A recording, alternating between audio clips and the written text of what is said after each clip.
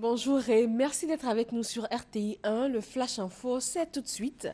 Le président gabonais Ali Bongo est attendu ce mercredi sur le sol ivoirien. Il va effectuer une visite de travail et d'amitié dans le pays.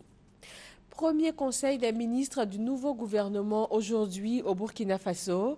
Le gouvernement de transition a annoncé la composition de ce nouveau gouvernement hier dimanche. Au sein de ce cabinet intérimaire composé de 26 ministres, 4 portefeuilles reviennent à des militaires, notamment ceux de la défense et de l'intérieur. La Tunisie a voté hier dimanche pour le premier tour de l'élection présidentielle. Sur les 27 candidats en lice, le chef du parti Nida Tounes, Beji Caïd Essebsi, et le président sortant, Monsef Marzouki, font figure de favoris. Le taux de participation s'élève à 64% et les résultats devraient être connus d'ici 3 jours.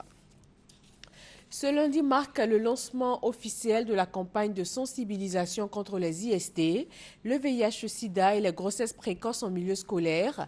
Le ministère de l'Éducation nationale et le Fonds national de lutte contre le sida sont à la base de cette campagne.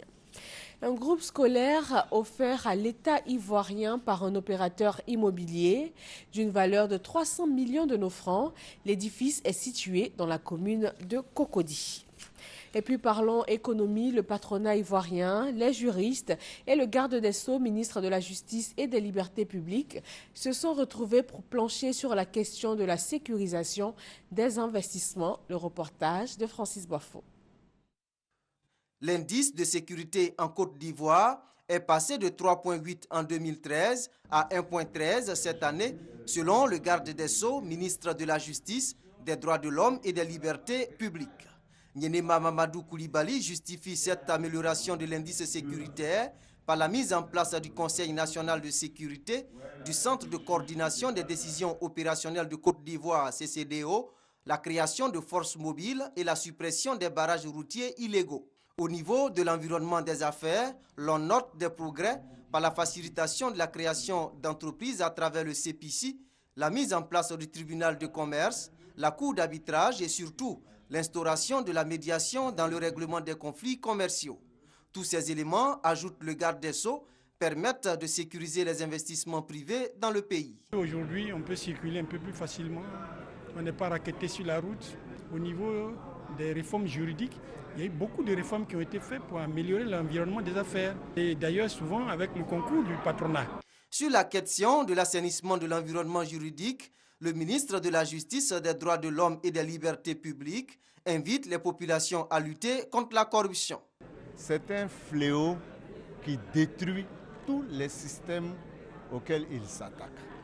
Nous, les Ivoiriens, nous devons faire un effort aujourd'hui pour ne jamais demander une faveur moyennant un apport financier ou une contribution matérielle quelconque. Ces échanges, organisés par un cabinet d'avocats, ont permis au secteur privé d'exposer leurs préoccupations en matière de sécurisation des investissements privés. Une rencontre sur l'application des lignes directrices de Luanda s'ouvre aujourd'hui ici à Abidjan. Il s'agit notamment d'évoquer des questions relatives à la garde à vue et à la détention préventive dans le pays. La 9e édition de Afrique Fashion Show s'est tenue ce week-end. Les stylistes ivoiriens et de plusieurs pays de la sous-région ont participé à cette rencontre annuelle dédiée à la mode africaine. L'initiatrice de l'événement, Isabelle Hanno, a dressé un bilan positif pour cette 9e édition. Et voilà pour ce point de l'actualité. Merci de l'avoir suivi. Je vous retrouve à 13 h pour un nouveau journal sur RTI 1.